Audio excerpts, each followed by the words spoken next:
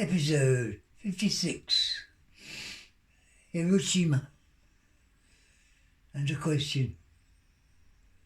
There's an old Jewish tradition that when you're going on a pilgrimage, that when you get there, you throw a coin, a shekel, into a lake, the very farthest point, and then you wake your way back. The furthest point I went on a scholarship called the Churchill Scholarship in 1992, which allowed me free travel for 6 months anywhere in the world, as long as I could justify it. And I ended up in Hiroshima, and I stood beside Memorial Lake, exactly below the place where the bomb dropped.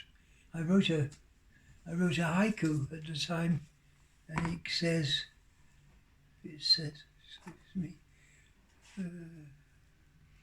the coin hits the lake, ripples of atomic energy centered out in waves. It was, the waves just moved outwards, just like as it did with the bomb.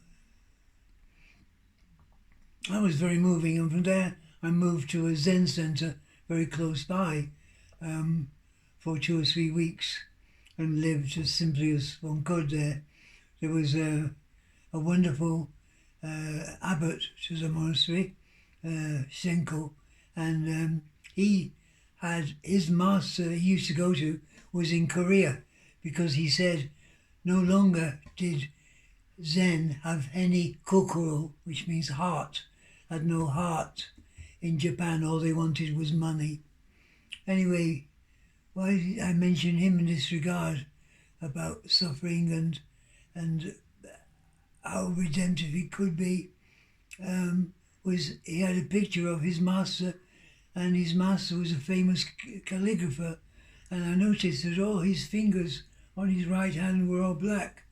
And I said to Senko, was that because he did all the painting with the black paint and calligraphy? He said no, he used to do 17-hour meditations, and to keep himself awake he used to put his fingers in the flame of a candle, and gradually over the years they dropped off.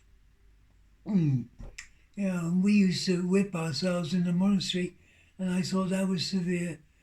But to come from a Zen master, that was really a shock.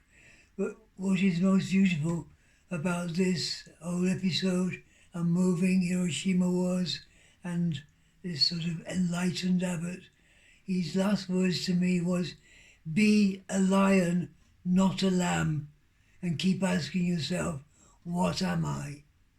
Be a lion, not a lamb, and keep asking you, what am I? Blessings on you and those you love.